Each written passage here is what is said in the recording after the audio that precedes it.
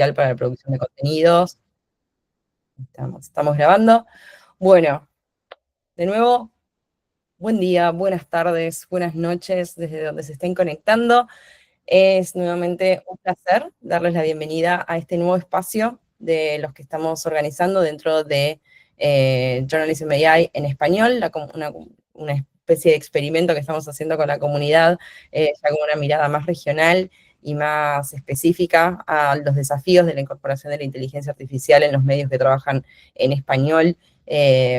Y bueno, también igual tenemos varios amigos que se suman desde Brasil, así que vamos a tener también esas miradas.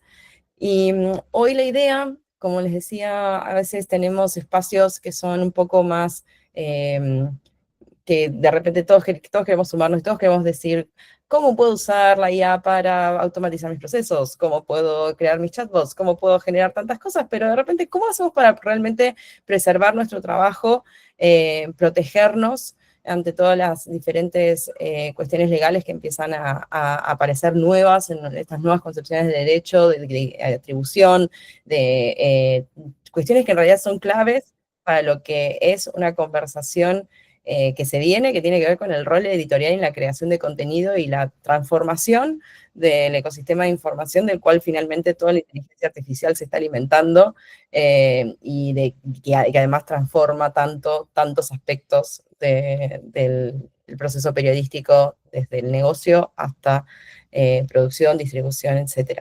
Así que bueno, hoy por suerte tenemos a Camila Estera que nos va a estar ayudando con este proceso.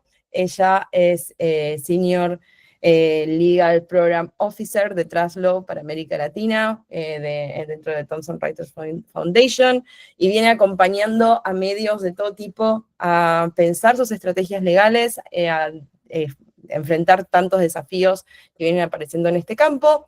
Y bueno, más que nada, entonces, ahora darte el paso, Cami. Muchísimas gracias por estar con nosotros en bueno, en este caso yo me estoy conectando desde la tarde de Buenos Aires, así que gracias. Muchas gracias, Ani, y gracias a Journalism AI por el espacio. Gracias a todas, todos y todes por estar acá hoy, por interesarse por estas cuestiones más jurídicas que parecen tan complejas, tan difíciles y tan aburridas a veces, pero también tan necesarias para proteger al periodismo en una era digital, pero además en un contexto donde hay diversas leyes restrictivas o ataque al espacio cívico desde lo jurídico, así que les agradezco un montón. Si les parece, me encantaría comenzar con un Menti, que voy a compartir nuevamente el link acá para quienes no se hayan sumado, y voy a pasar a compartir mi pantalla para entender un poco más de ustedes, ¿no? Y para no hacerlo solamente una exposición mía. A ver. Me dicen si lo están viendo en pantalla, si pueden ver el QR. Perfecto. Perfecto. Bien, ya tenemos algunos que ya se están sumando. Voy a dar 1 o 2 minutos más para que quienes no se hayan sumado lo puedan hacer. Y quienes quieran ir compartiendo en el chat, también de dónde trabajan, de qué país son, cómo están utilizando la IA, me sirve también para entender un poco y traer un poco de ejemplos y ver dónde tenemos que reforzar algunos conceptos. Desde lo jurídico, yo no soy periodista, soy abogada, entonces es como que cada cosa que ustedes me dicen, a mí se me disparan otras ideas, así que la idea es hacer un poco esto conjunto y que sea más como un diálogo. Bien, bueno, vamos a arrancar entonces. Ya tenemos 29 personas conectadas en el Menti. La primera pregunta que tengo para ustedes hoy es si utilizan la IA o herramientas de IA para sus publicaciones. Bien, tenemos sí, tenemos gente que planea hacerlo, gente que no. Perfecto.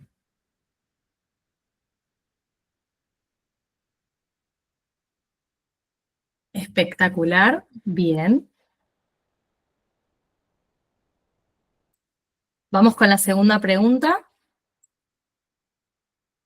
Ahí van a tener para escribir su propio texto para que nos cuenten cómo usan o para qué utilizan las herramientas de IA actualmente en las redacciones.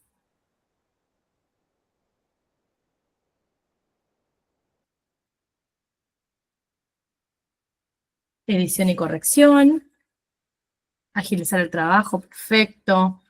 Buscar información en volúmenes grandes de datos, espectacular.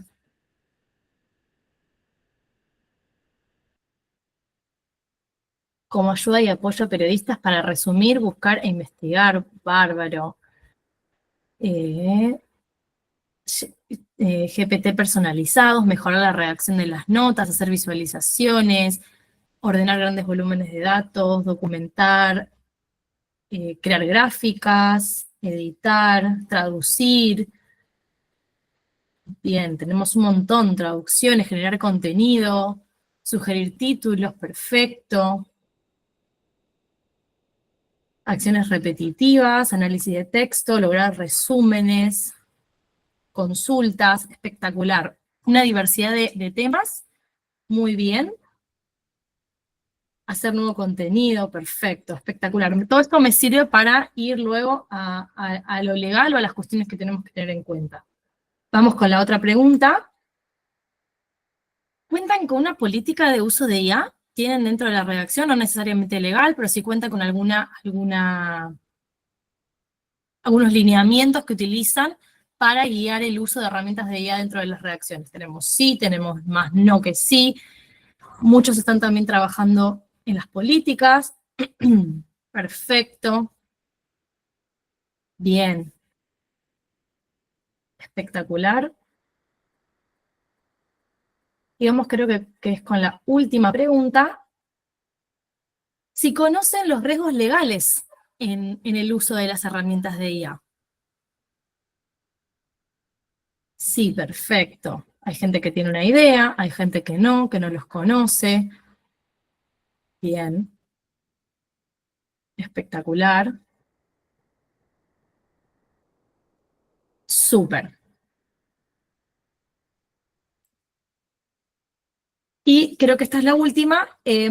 Si hacen revisiones legales previas a la publicación. Ahora vamos a ir a ahondar un poco en eso. ¿Pero qué significa esto? Es, antes de publicar la nota, revisamos la nota para ver si todo el proceso está acorde a, por ejemplo, el cumplimiento de la norma.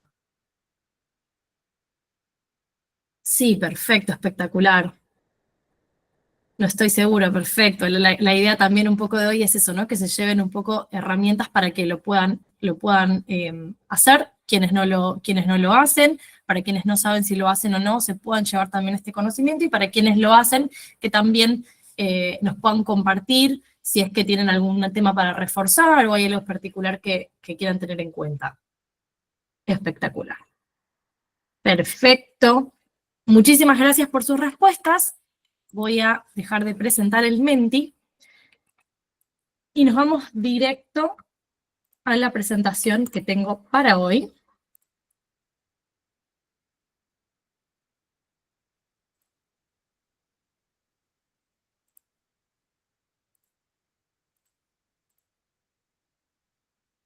Bueno, ahí creo que ya se ve mi pantalla, perfecto. La idea de hoy es darles una idea general de lo que es la revisión legal previa a la publicación, con un foco en el uso de herramientas de IA. Con lo cual van a ver que hay ciertos temas que son más de base, que no tienen tanto que ver con la IA, pero como vivimos en un mundo físico, más allá del virtual, me parecía importante traer unos conceptos previos que además son aplicables luego al trabajo con inteligencia artificial. Sobre todo en países como los de América Latina, que no contamos todavía con leyes de inteligencia artificial como sí la tiene la Unión Europea, pero que de todas maneras no resultan dentro de todo súper aplicables al trabajo del día a día, sino que lo que vamos a hacer para el trabajo de día a día, y lo van a ver en un momento, vamos a utilizar otras leyes que tienen que ver con otras áreas del derecho y que son sumamente relevantes. ¿Cuál es el fin de la revisión legal previa a la publicación? Justamente minimizar la responsabilidad legal que pueda tener un periodista a la hora de hacer una nota, historia o publicación. Acá compartirles algunos recursos que luego después también se los voy a compartir a Ani para que les comparta los links. Son recursos de acceso gratuito que trabajamos con la fundación. Uno era, bueno, vamos a analizar, nosotros tenemos una red, así como ustedes son de la red de Journalism AI, y nosotros también tenemos una red de alumnos de la TRF, y les hicimos una encuesta eran alumnos alrededor de 250 participantes de diferentes países del sur global. Les hicimos una encuesta para entender cómo estaban utilizando la IA dentro de las reacciones, qué era lo que faltaba, cuáles eran los desafíos. Y todo eso está en este informe que se llama Journalism in the AI Era. En base a eso hicimos una guía súper sencilla con 3 pasos básicos para aquellos periodistas que están arrancando en la implementación de políticas de uso de IA. Y luego hicimos esta guía, que es en la que se va a basar el trabajo de hoy, que es Before You Publish, a Journalist Guide to a Safer Reporting, que esta tiene esta lista de verificación que voy a presentar, obviamente mucho más extensa. Yo acá le hice un recorte para los temas que tienen que ver con uso de herramientas de IA, pero que los va a ayudar como caja de herramientas a la hora de hacer esta revisión legal previa a la publicación. La estamos lanzando en español. No llegué a tener la lista para hoy, pero seguramente la semana que viene esté, así que también se las voy a estar compartiendo a través de Ani. ¿Qué fue lo que aprendimos en esta encuesta que les comentaba? Que el 81% de los periodistas a los que entrevistamos nos dijeron que ya están utilizando inteligencia artificial en su actividad periodística, un poco, no tengo los porcentajes exactamente, pero un poco demostrado con las respuestas que ustedes nos acaban de dar hoy, que los usos de la inteligencia artificial son mayormente para verificación de datos, traducciones, redactar o editar contenido, tal como ustedes también mencionaron, en que ChatGPT es la herramienta que más se está utilizando, pero dentro de los desafíos que encontramos, el 13% solamente de este pool de periodistas nos comentaba que tenían una política de uso de IA. Y algunos también nos dijeron que dentro de la redacción, el equipo, se veían como neutrales hacia el uso de la herramienta. Ni eran muy entusiastas, ni se oponían al uso de las herramientas, sino más bien se trataba de una posición de neutralidad, por diversos factores. ¿Cuáles son estos factores? El 57% nos dijo, tengo preocupaciones que tienen que ver con la ética. El 50% nos dijo, no entiendo del todo las herramientas, y ahí van a ir viendo que algunos nos comentaron temas como los altos costos, o la rápida evolución de la tecnología, o la falta de interés, algunos como, bueno, esta falta de acceso a Internet, falta de tiempo para aprender, y otros simplemente no reportaron desafíos. Entonces lo que hicimos fue, bueno, en base a estos resultados, empezamos a trabajar cada vez más con esta cuestión de, dentro de las consideraciones éticas, una de las cuestiones que más nos plantearon es, bueno, no conozco qué regulación me aplica o no estoy seguro de estar cumpliendo más allá de lo ético con lo regulatorio o con lo legal. Entonces creamos esta serie de recursos, esta serie de lineamientos que pueden acompañarlos a tener unas nociones previas. La idea de hoy es que se vayan con ideas generales que puedan aplicar de manera inmediata y que en caso de necesitar apoyo legal personalizado, también puedan recurrir al equipo de la Fundación, que hacemos asesorías y acompañamiento legal gratuito a medios independientes. Así que también invitarlos para que luego quien tenga preguntas puntuales nos las puedan consultar, pero esto es más bien una caja de herramientas. ¿Qué es la revisión legal previa a la publicación? Bueno, es una revisión legal que tiene como objetivo minimizar la responsabilidad o la exposición legal que puede llegar a darse a través de una publicación. Esto es un poco, por ejemplo, los casos más relevantes o más comunes asociados con la revisión legal es las acusaciones por difamación o los SLAPPs, estas demandas intencionadas que tienen la intención justamente de silenciar el periodismo, ¿no? ¿Y qué es lo que hace esta revisión? Bueno, minimizar las posibilidades de acusaciones, minimizar las posibilidades de SLAPPs a través de un análisis de ciertos puntos o ciertos aspectos legales antes de sacar a la luz la publicación. ¿Cuál es la primera herramienta? Acá les vamos a ir avanzando sobre algunas de las cuestiones que están en esta lista de verificación. Hay algunas que por ahí son más básicas para ustedes, otras por ahí no tanto. A mí me pareció importante traerlas todas para traerles este punto de vista jurídico, ¿no? Y cómo se vincula hoy con las herramientas de uso de IA. ¿Cuál es la primera herramienta para frenar las acusaciones por difamación o los SLAPs o para hacer esta revisión legal, una que conocen ustedes excelentemente bien, que son los estándares éticos del periodismo. Entonces la cuestión es, ¿cómo llevamos estos estándares éticos del periodismo a el uso de herramientas de IA para las publicaciones? Bueno, en primer lugar, hacernos preguntas tales como ¿cómo verificamos la información que nos brindan nuestras fuentes, ¿no? Ustedes, una de las cuestiones que me comentaban, y ahí como doy el espacio para que puedan levantar la mano, para que puedan hacer preguntas en el chat, la idea es que esto también sea una conversación y aprender de ustedes también. Pero bueno, una de las cuestiones fundamentales es a la hora de utilizar herramientas de IA y a la hora de utilizarla como, por ejemplo, generación de ideas o búsqueda de fuentes o análisis de datos, primero verificar que, que esa información es realmente verídica, ¿no? Y acá les traigo un ejemplo de un colega, que es un caso ahora que se está analizando mucho, un colega, un abogado de Australia, que lo que hizo fue argumentar un escrito en base a fuentes que tomó de ChatGPT. Y ChatGPT lo que hizo fue inventarle casos. Y esa persona así sin verificar mucho, porque veía como que los estándares eran bastante como precisos y demás, lo mandó en el escrito. Bueno, está teniendo un problema súper grande con la justicia australiana en este momento. Y aunque parece obvio y aunque parece sencillo, se ve cada vez más. Hace poco también lo vimos en un medio de Argentina, donde también se copió y pegó el prompt directamente, en la nota salió copiado y pegado el prompt que le había pedido al ChatGPT para realizar esa nota. Entonces, bueno, como hacer este trabajo extra de verificación de la información en múltiples fuentes y recolectar toda esa evidencia. Ahora vamos a ver por qué. Justamente, acá está en la segunda pregunta es, ¿cómo nos aseguramos de que esa información que nos comparte la inteligencia artificial es real?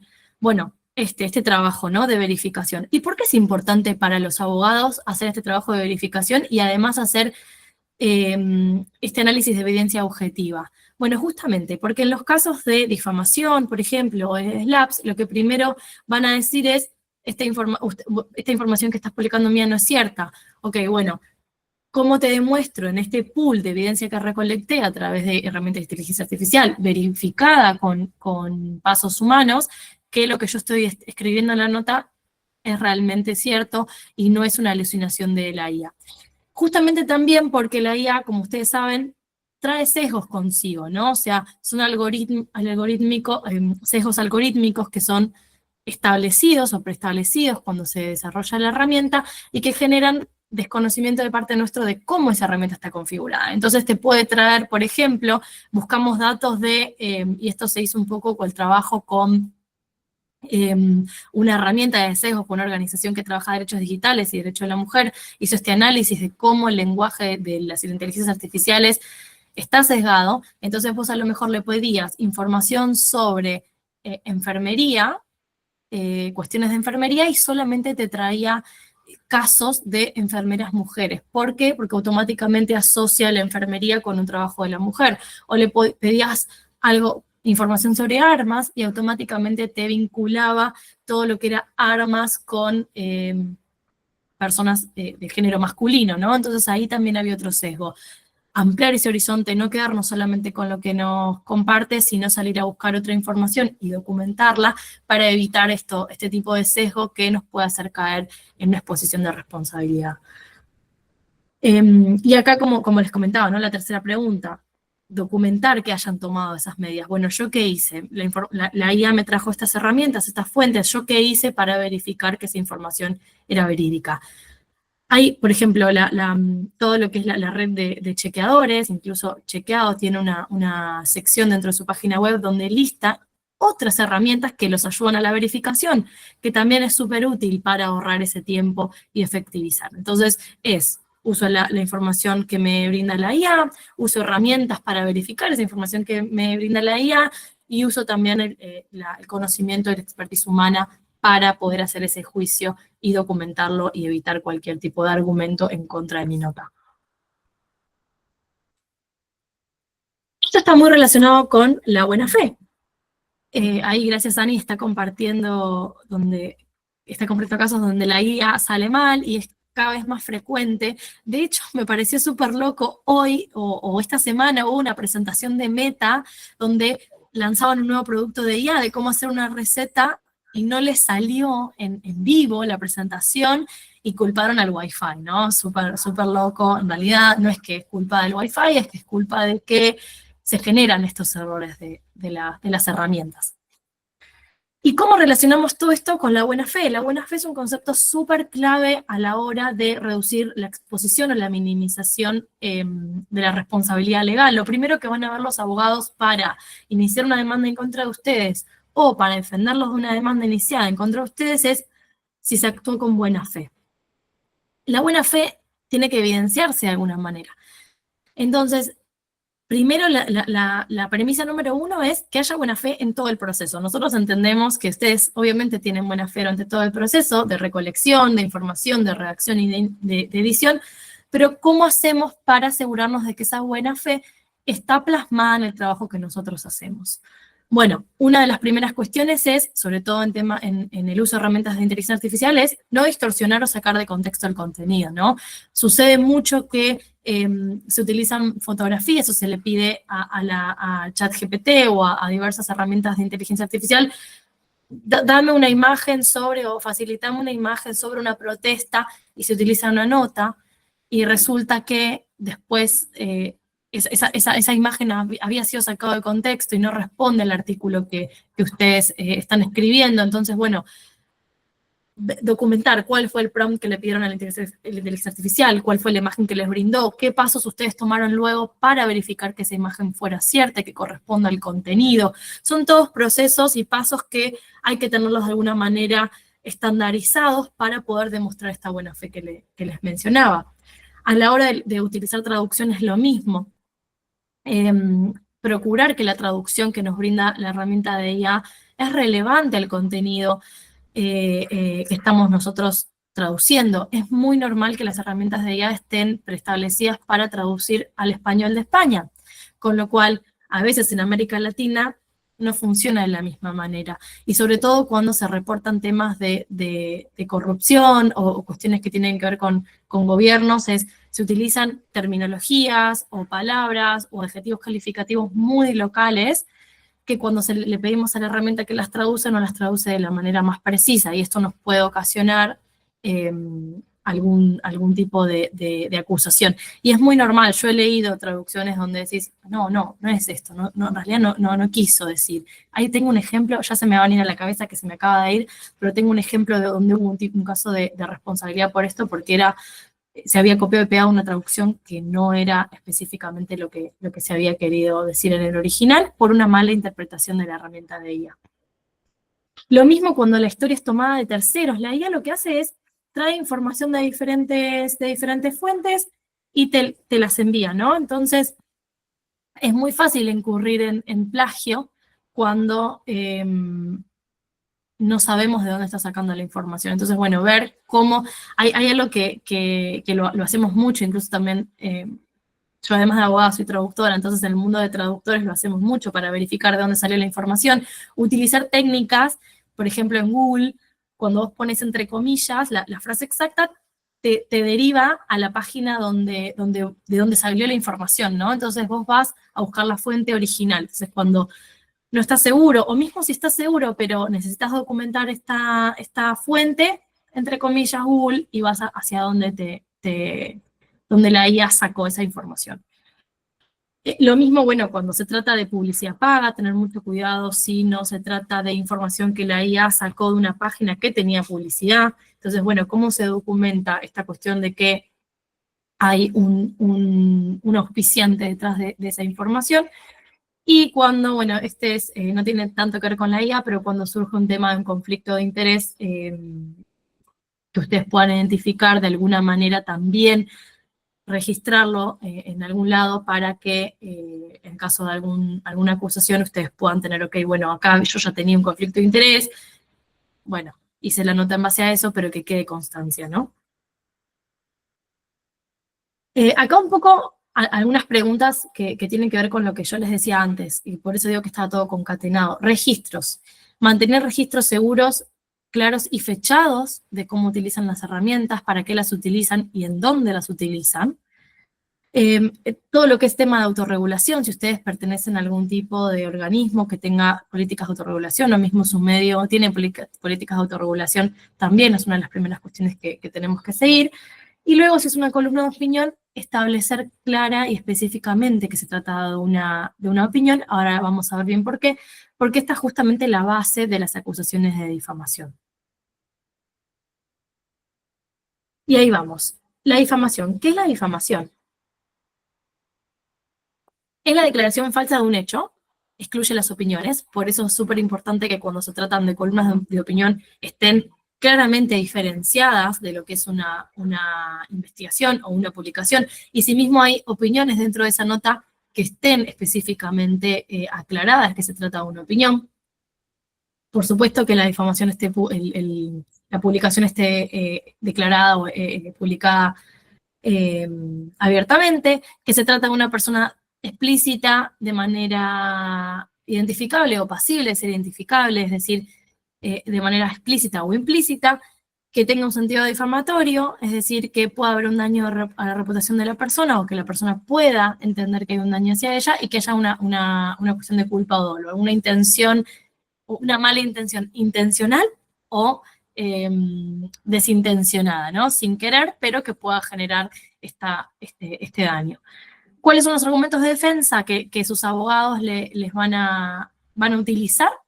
Bueno, obviamente se trataba de una cuestión de interés público, el discurso estaba protegido, ya sea porque es una opinión basada en derechos reales o que no hay culpa o dolo. Razonabilidad, yo esto lo resalté, ahora voy ahí. Inmunidad, la declaración había que hacerse, por ejemplo, en el marco de un proceso, o había consentimiento del sujeto. Razonabilidad. ¿Cómo derribamos una acusación de difamación en la era de la IA? Razonabilidad. ¿Tomamos todas las medidas para verificar que la fuente sea real? Eso es lo que se van a utilizar quienes los acusan los damnificados o los presuntamente damnificados.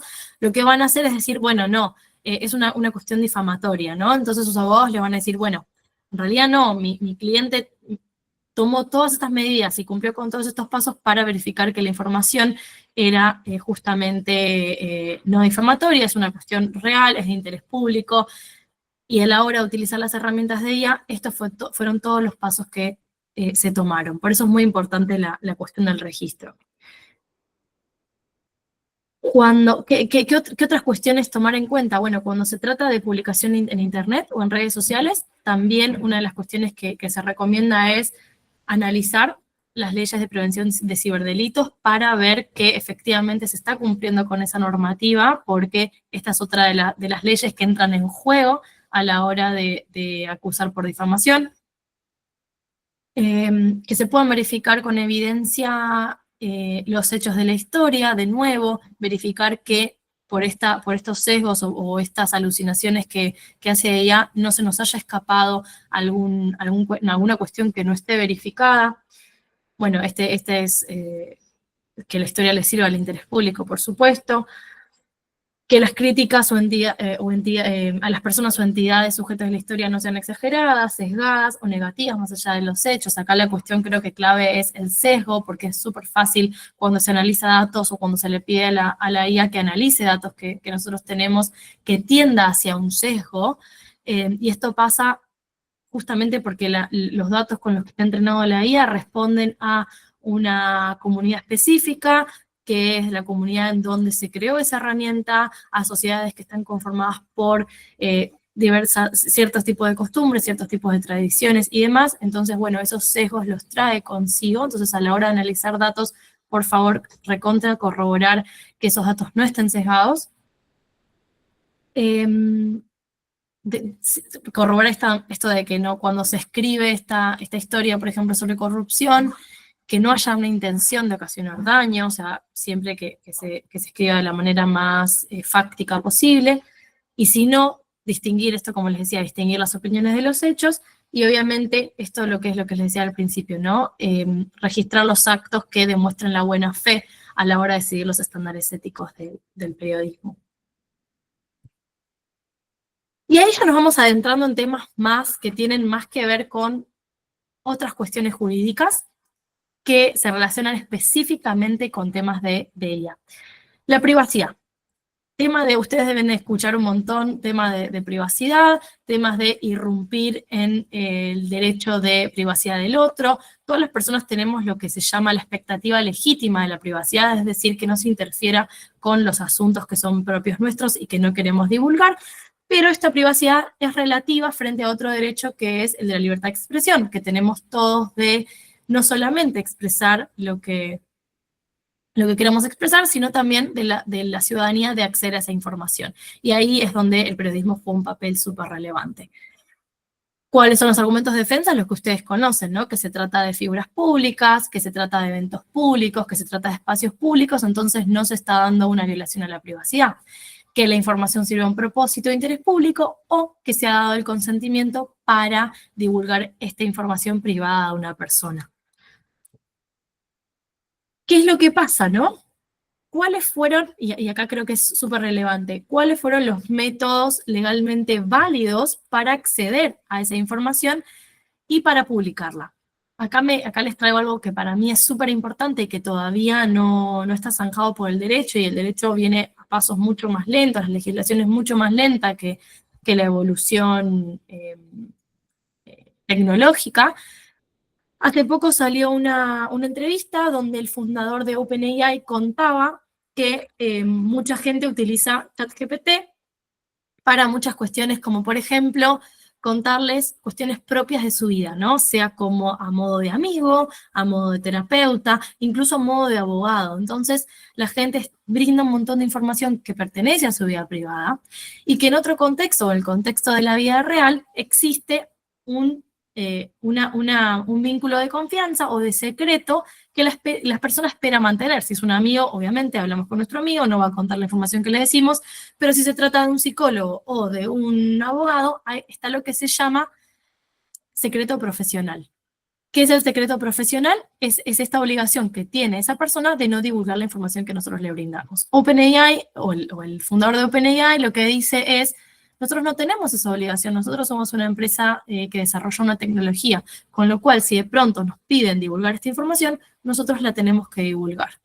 Entonces ahí tener cuidado con la información que llega a nuestras manos a través de herramientas de IA, porque no se olviden que las herramientas de IA lo que hacen es chupar información de un lado para ponerlo en otro, como digo yo. Tener mucho cuidado con el tipo de información que nos brinda, porque justamente puede tratarse de información no solamente de ustedes, que ustedes ponen ahí, sino de otra persona que puso ahí y que les llega a manos del periodista. Entonces, no solamente verificar, sino tener este doble sentido crítico de decir, bueno, ¿esto se trata de una información que la otra persona espera mantener privada? ¿Puedo citar esta fuente? ¿Puedo citar esta información? ¿Cómo es que la cito? ¿Cómo es que la uso? ¿Existe algún tipo de excepción que responda, por ejemplo, a la libertad de expresión por el cual yo puedo publicar esta información? Y después está esta recomendación siempre jurídica que es: se debe excluir todo aquello que no está relacionado con la historia, ya sea porque es irrelevante o porque nosotros notamos que tiene información personal o sensible. No me voy a detener en esto porque es el otro tema. Todo lo que es información confidencial, también les traje un apartado sobre información confidencial, así que tampoco me voy a detener acá.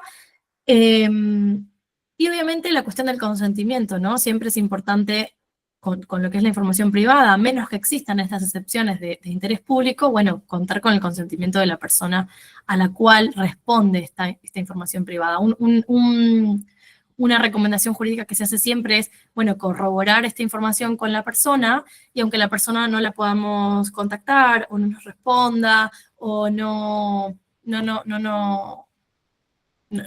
evada de alguna manera, bueno, todos esos mails, esos intentos de comunicarnos con esa persona, sirven al abogado para su caso de defensa. Entonces, evidenciar, guardar todos esos mails, guardar todas esas comunicaciones, guardar todos esos intentos de llegar a la persona, para que en el momento de tener que defender algún caso, poder tener ese tipo de evidencia. Siempre se recomienda, todo lo que es registro, se recomienda guardarlos por al menos 3 años, porque es el plazo de prescripción general. Luego de los 3 años, esto significa no es que están libres de cualquier tipo de acusación, pero muchas causas o muchos reclamos prescriben, es decir, no se pueden iniciar pasados los 3 años, con lo cual siempre se recomienda como plazo mínimo guardar estos registros al menos por 3 años. Y luego para todo lo que es espacios para espacios públicos o espacios privados, contar con estas autorizaciones para justamente no caer en una violación a la privacidad o al espacio privado de otra persona. Protección de datos, ahí ya se va poniendo cada vez más fino y más interesante. ¿Qué son los datos? Los datos es información que corresponde a una persona y que se utilizan para identificar a esa persona. ¿Qué pueden ser? Nombres, direcciones de correo electrónico, números de identificación, datos de ubicación. Ustedes cuando ponen la información en su página web, recolectan información de sus lectores, a veces sabiéndolo, a veces sin saberlo. Entonces, toda esta información es de dónde me leen, la persona que me lee, de qué trabaja o de qué sector es. Todos esos datos se pueden, qué mail tiene, todos esos datos se pueden catalogar como datos personales. Obviamente tienen que revisar la legislación local de cada uno de esos países. Y ustedes como medios o periodistas que publican información son responsables por esos datos que recogen de esas personas. Es decir, son procesadores de datos. ¿Y eso qué implica? Implica que hay cierto tipo de obligaciones de conservación de la información por cierto tiempo, uso de esos datos personales, acceso a esos datos personales a su titular. Con lo cual, tener cuidado no solo no solo respecto a los datos personales de las personas con las que trabajamos, sino también de los lectores que acceden a nuestras notas en las páginas web, ¿no? ¿Y cuáles son los principios generales de las leyes de protección de datos? Bueno, el uso lícito, justo y transparente, que haya una finalidad, no recoger datos personales porque sí, adecuación y necesidad, que esos datos personales que se están tomando sirvan para un propósito específico, limitación al plazo de conservación, es decir, no se puede mantener esa información almacenada en nuestros ordenadores o nuestras computadoras más de un tiempo razonable, o bueno, eso también va a depender de las legislaciones locales, ahora voy a andar sobre eso. Derecho a acceso, tenemos que garantizarle al titular de esos datos personales acceder y corregir o eliminar esos datos personales que están en nuestra posesión, y confidencialidad, es decir, no se pueden divulgar. Entonces, ¿qué tener en cuenta a la hora de trabajar con inteligencia artificial? Súper importante. Revisar las leyes de protección de datos. Cumplir con las normas de protección de datos durante la recolección de información, redacción y edición de la historia. Y si existe algún tipo de excepción aplicable. Por ejemplo, algo que estamos viendo acá y que es súper común. Cuando recolectamos datos de las personas, no solamente cuando hacemos una entrevista y le pedimos a la persona nombre o algún tipo de datos. Ahí automáticamente cuando recolectamos esos datos de un entrevistado, por ejemplo, o alguna fuente, pasamos a tener obligaciones respecto de los datos de esas personas. También sucede cuando, por ejemplo, organizamos una entrevista virtual o un meet virtual y pasa lo que está pasando en el chat, por ejemplo. Hoy estamos teniendo varios tomadores de nota que transcriben la información que se está dando en esta presentación hoy. Entonces, como van a ver en el chat, está, bueno, Otter, que es uno de los más comunes, pero hay muchos AI note takers. Tener un poco de cuidado con eso. Primero, pedir el consentimiento de la persona con la que vamos a estar hablando a la hora de usar estas herramientas, que la persona esté de acuerdo, y además tener cuidado con la información que se brinda durante esa entrevista. ¿Por qué? Porque si se trata de un dato personal, tiene lo que se llama una protección reforzada, con lo cual ustedes tienen obligaciones adicionales. Hoy los SLAPs están utilizando muchas leyes de protección de datos, o sea, se basan muchos SLAPs en leyes de protección de datos para acusar a periodistas.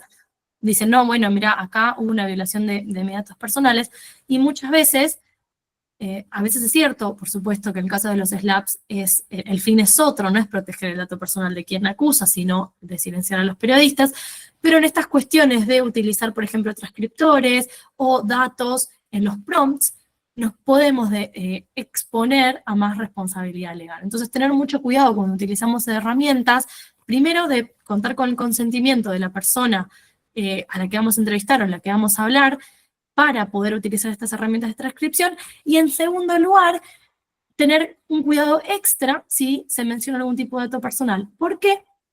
Porque esas herramientas de transcripción no responden a nosotros mismos, sino que esa información se carga en una plataforma externa, por ejemplo, Otter, y nosotros le estamos dando permiso a Otter de almacenar esa información. Con lo cual, el dato personal no solamente lo tenemos nosotros, sino que además lo permitimos que sea divulgado en una plataforma externa. Entonces, la protección que hay que tener acá es doble. Temas de plazo de conservación, al cabo de un tiempo, pónganle, esto va a depender de la legislación local, pero vamos a utilizar el plazo de prescripción de 3 años, borrar toda esa información. Por ejemplo, ahora nosotros en la Fundación estamos atravesando lo que se llama un proceso de limpieza de información personal. Estamos borrando en nuestras computadoras todo lo que pueda contener datos personales. ¿Por qué? Porque ya acabó el plazo de conservación y no podemos seguir reteniendo esa información.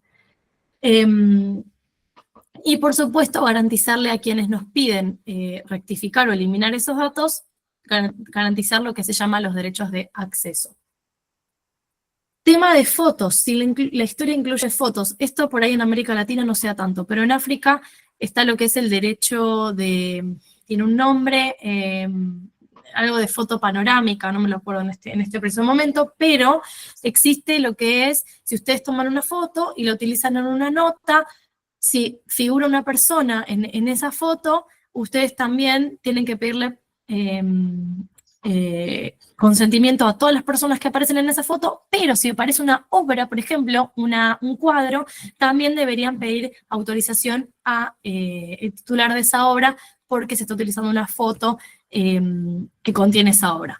Hay excepciones, como por ejemplo el caso periodístico, tiene excepciones porque justamente son cuestiones de interés público, pero también tener cuidado con el tema de las fotos. También está pasando mucho esto de la IA que genera fotos a partir de otras fotos, que se está circulando mucho estas fotos con, por ejemplo, no sé, yo abrazada a Messi, o yo abrazada a Harry Styles, o a muchísimos artistas, donde muchas veces no podemos acceder o publicar libremente estas fotos justamente porque contienen datos personales. Ahora vamos a ver la parte de copyright que aplica un poco mejor a esta cuestión de fotos, pero también las fotos pueden estar sujetas a obligaciones de datos personales. Y después luego, bueno, esto, ¿no? de la información que es particularmente sensible. Hay casos, por ejemplo, de, bueno, el historial médico de un político sobre el cual estamos haciendo la nota. ¿Se puede publicar? ¿No se puede publicar? Ella ya está en cuestiones no tanto con temas de IA, pero bueno, pensar que la información que se vuelca en esa nota tiene que tener una conexión muy relevante para esa nota. No podemos andar incluyendo información que no tenga nada que ver con el propósito de la nota, porque también podemos incurrir en una violación de datos personales. Justamente, más allá de que sea un tema de interés público, estamos violando lo que es el principio de finalidad de la norma.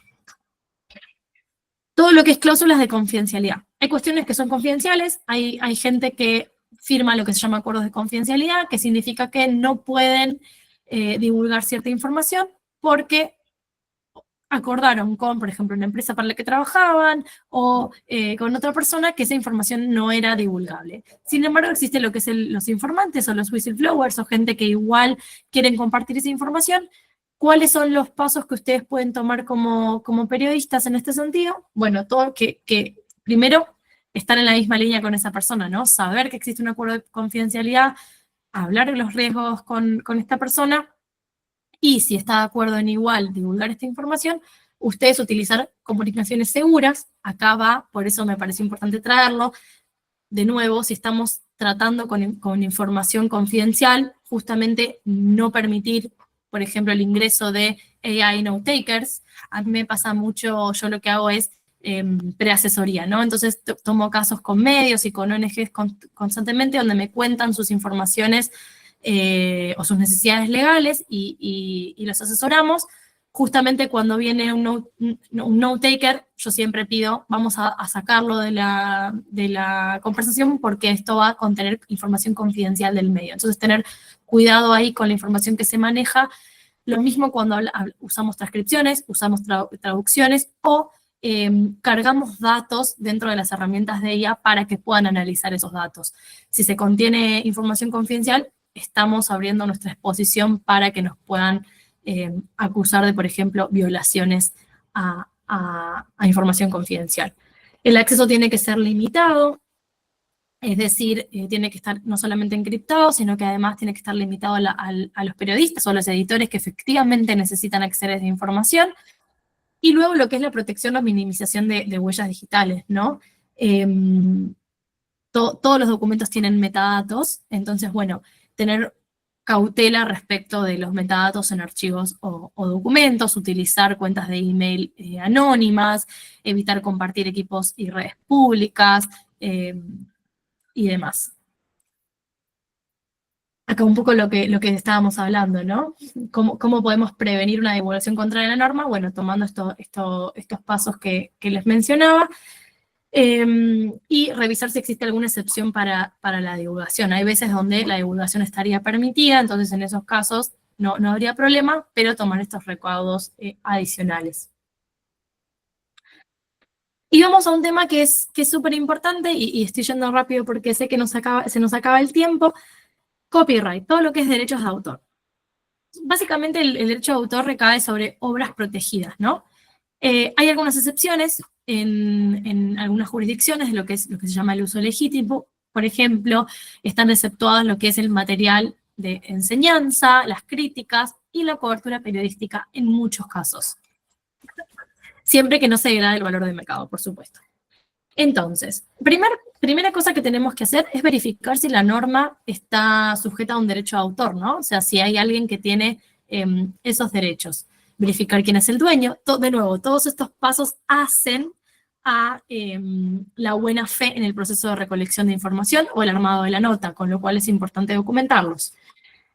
Si hay algún tipo de licencia o consentimiento, esto pasa en lo que es grabaciones, imágenes, videos, semejanzas de una persona.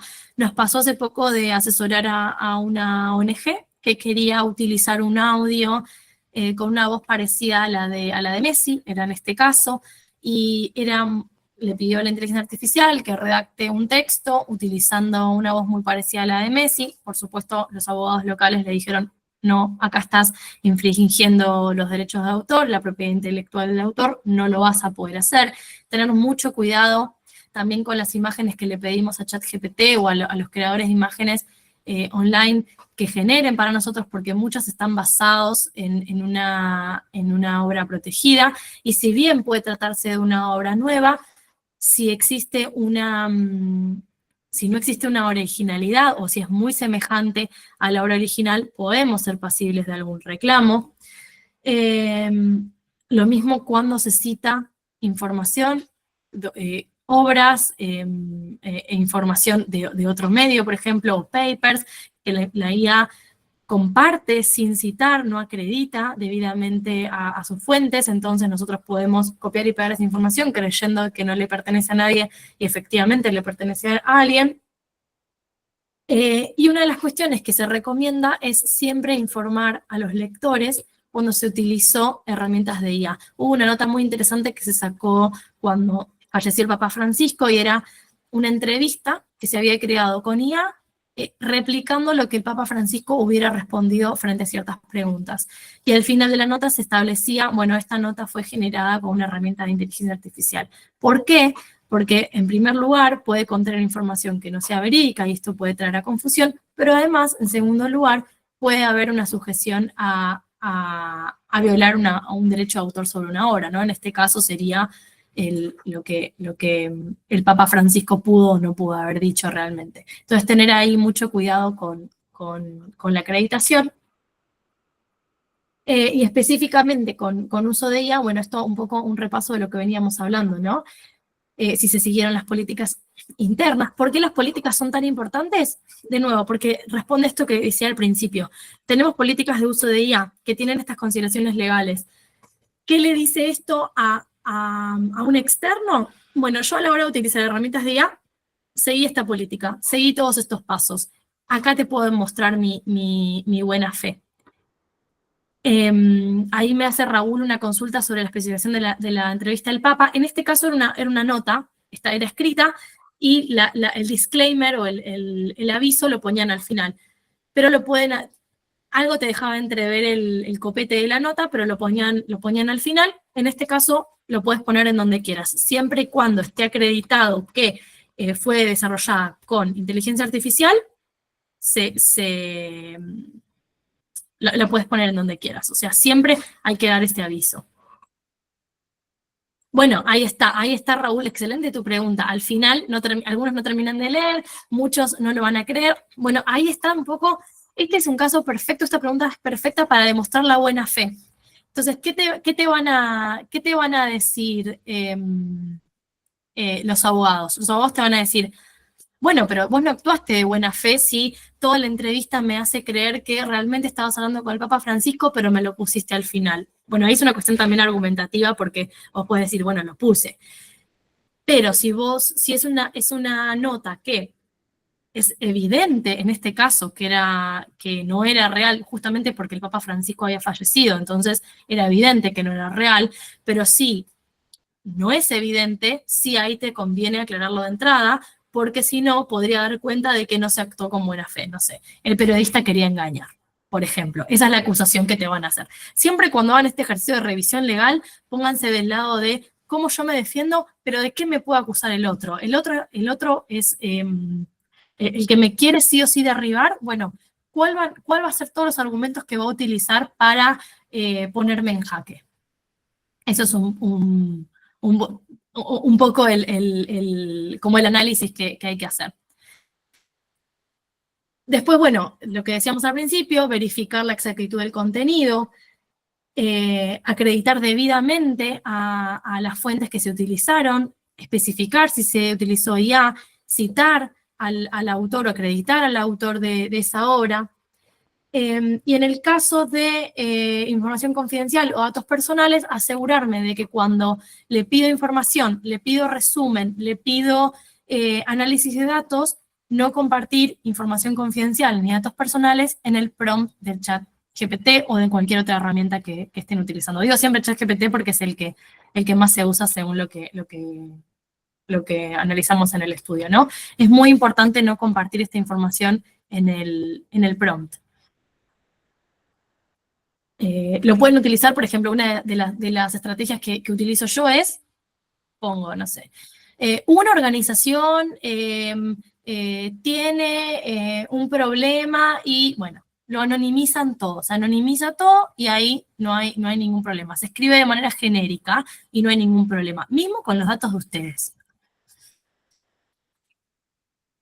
Bueno, ¿qué les traigo acá? También se los voy a compartir después. Nosotros armamos lo que se llama un mapeo de riesgos y soluciones, que básicamente es una lista que ustedes pueden utilizar para analizar cuáles son las herramientas de IA que utilizan, cómo las utilizan, para qué, cuáles son los posibles riesgos, pensar en qué me puede traer esto, qué es lo que me da duda, qué es lo que me incomoda, qué riesgo me puede generar y cuáles son las soluciones que podemos utilizar. Como les decía recién, ¿me sigue sirviendo para analizar grandes volúmenes de datos la IA? Sí, perfecto, me parece bárbara. Siempre y cuando no compartamos información confidencial y no compartamos datos personales. Solución 1, anonimizar. ¿Me sirve para generar ideas o verificar fuentes? Excelente, lo vamos a seguir utilizando siempre y cuando luego hagamos esta búsqueda manual de verificar que la información sea correcta. ¿Me sirve para resumir información? Perfecto, siempre y cuando se acredite debidamente. Entonces, esta es una tarea o una actividad que pueden hacer para analizar hoy en día cómo están utilizando las herramientas, cuáles están utilizando y cómo minimizar la responsabilidad. Y ahí he terminado las preguntas. Luego igual les voy a compartir el PPT también, y les voy a compartir la IA, como les dije, va a ser en español, tiene otras cuestiones que no son tanto de IA, pero que les pueden llegar a ser útiles. Pero bueno, quería abrir el espacio acá para si alguien tiene alguna pregunta, algo que comentarme. Gracias ahí, Mandy, por el comentario. Abro el espacio a quien tenga alguna inquietud, comentario. Podemos también abrir ahí, si tenemos algún minuto más, algún debate. Dejo también acá mis datos de contacto. Genial, Camila, dale. Sí, estamos sobre la hora, pero si alguien quiere quedarse, obviamente esto queda grabado. No sé, Cami, si tenés unos minutos más, Sí, por supuesto. podemos cubrir algunas preguntas y aprovechar. Justamente no muchas veces tenemos la posibilidad de tenerla a disposición una oradora tan clara sobre temas tan complejos. Así que creo Paul tiene levantado la mano. Sí, buenos días a todos. Camila, muchas gracias por la presentación. Llevo casi un año tomando diversos cursos de inteligencia artificial en las redacciones y en el tema periodístico, y la verdad una de las mejores que he tenido es esta presentación. Y yo quisiera hacerte una pregunta, Camila. Muchas veces en el aspecto legal, con el tema de la inteligencia artificial, se habla mucho del tema de la regulación y la legislación que existe en cada uno de los países. Y uno de los problemas que yo he visto alrededor del mundo es el factor de que la legislación no avanza a la misma velocidad que la tecnología. Pero ¿desde qué punto esto es un error, Camila? Porque no buscamos, o la gente, digo, yo participo en algunos aspectos de gobierno, apoyándolos en los temas de capacitación para uso de regulación en inteligencia artificial con la Ciudad de México y con algunos legisladores en México. Pero lo que siempre me he preguntado es por qué pensar que se busca regular la tecnología cuando buscamos regular el mal uso de esta tecnología, ¿no? Y yo creo que eso es uno de los problemas a los que siempre nos enfrentamos cuando hablamos de legalización versus avance tecnológico, velocidad de la tecnología. Y en el tema del periodístico, pues muchas veces eso se toma como un pues pretexto, por llamarlo de alguna manera, para no poder hacer un buen trabajo periodístico, porque muchas veces dicen, es que no podemos legalizar el mal uso de la tecnología o de la inteligencia artificial porque avanza más rápido que una ley, ¿no? Pero eso no tiene nada que ver con el tema de regular el uso de esta tecnología. No buscamos regular la tecnología en sí, buscamos regular el uso o el mal uso de esta tecnología. ¿Cuál es tu opinión al respecto? Muchas gracias, Paul, por la pregunta, y me alegro que hayas disfrutado de la presentación. Para eso estamos. Bueno, mira, en realidad todo lo que es justamente el rol de la regulación es poner normas o establecer reglas de juego para diferentes actores que tienen intereses contrapuestos. En el caso de la tecnología, la regulación viene porque tenemos, por un lado, todo lo que es la cuestión de la innovación, intereses empresariales y económicos que están detrás, pero por el otro lado tenemos la cuestión de, bueno, ¿cómo protegemos los derechos de las personas que utilizan esta tecnología y que acceden a esta tecnología del avance que responde a intereses puramente económicos? Y América Latina, a mí lo que me interesa mucho, y una discusión que se da mucho en el ámbito de derechos digitales y de ONGs con derechos digitales, es cómo se establece una regulación centrada en derechos humanos, sobre todo en una región donde la mayoría de los países es parte de la Convención Interamericana de Derechos Humanos, y que nos dice que la Convención establece derechos fundamentales que están